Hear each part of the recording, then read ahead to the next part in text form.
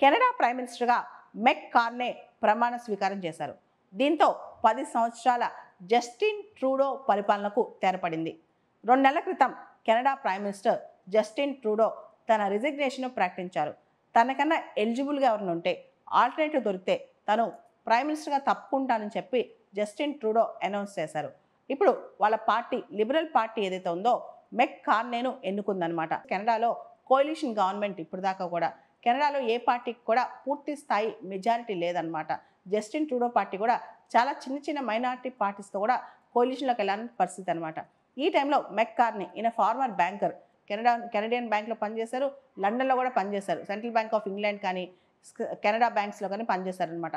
ఈయనకి ఎకనామిక్స్లో చాలా ఎక్స్పీరియన్స్ ఉంది, బ్యాంకింగ్ రంగంలో చాలా ఎక్స్పీరియన్స్ ఉంది. కెనడియన్ ప్రైమ్ మినిస్టర్గా ప్రమాణ స్వీకారం చేసిన మరుసటి వారమే ఆయన లండన్, ప్యారిస్ వెళ్తున్నారు. అక్కడ యూరోప్తో స్ట్రెంథన్ చేసుకోవడానికి టైస్ అనమాట.